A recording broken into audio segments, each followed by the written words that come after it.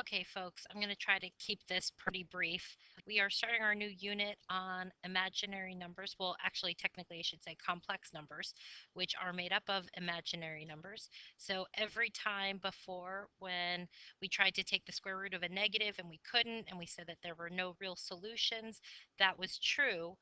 But mathematicians, luckily for you, have devised a way to work with problems where we have to simplify a negative number, and those are what they call imaginary numbers. So anytime we take the square root of a negative number, in particular, the most basic one is the square root of -1, we're going to use the symbol I as our solution to that. So if we take a look at the imaginary numbers here, anything to the 0 power is 1, so I to the 0 power is 1. I to the first power is just I to the second power is -1, which makes sense since I is the square root of -1. If I square it, or square I squared, squaring will undo my radical, giving me a -1. And I to the third power, which is really I squared times I, or -1 times I, gives me -I. And so the kind of cool thing about this imaginary number is that we get this pattern over and over again. So if we simplify I to the fourth, that would be the same thing as I to the third times I. And we just found out that I to the third is -I times I gives us -I squared. And we knew that that I squared was -1. So a -1 gives us +1, which is the same thing as I to the 0 power.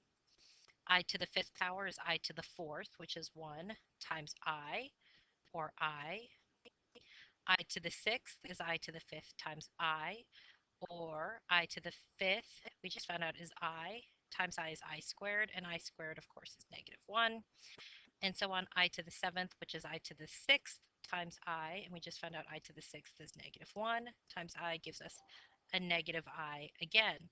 So you can see we're going to kind of have this pattern that repeats over and over again, where we have 1I, -1, -I over and over and over again. So take a guess. If we follow that pattern, what do you think I to the 100th would be? We'll talk about that in class. Or what about I to the 150th power? We should be able to predict that based on this pattern that we've seen. Okay, so complex numbers are kind of like binomial. They're going to look a lot like binomial expressions of numbers that contain both real and imaginary terms.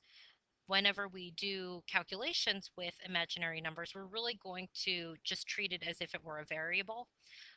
So combining like terms, multiplying, dividing, things like that, it's going to be as if they were variables. However, anytime we need to simplify a power of I, we want to do that. And I'll show you what I mean by that. So if we have anything like here where we end up with I to the fifth power or something like that, we would want to simplify that down. Okay, so let's say if we're adding or subtracting, it's really just like adding or subtracting with a variable. We're just going to combine like terms.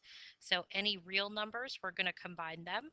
And then any imaginary numbers, we'll combine them in the same way by adding or subtracting our coefficient and then sticking an I at the end.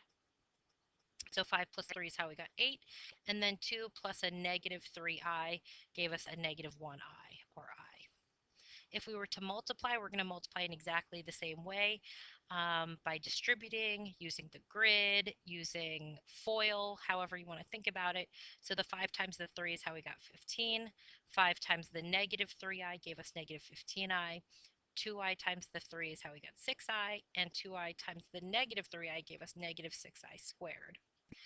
So then when we combine like terms, we get 15, and then we can combine these guys. So -9i, and then -6. And then again, remember I told you you would have to simplify powers of I? Well, I squared, if you remember, is the same thing as -1. So when I see an I squared, I'm going to replace it with a -1. So this becomes -6 times -1, or +6. And then I can combine my 6 and my 16. So my final answer would simplify to 22 minus 9i. All right, we're going to do more practice with that in class, and I will see you guys then. Hope the Thanksgiving break was awesome.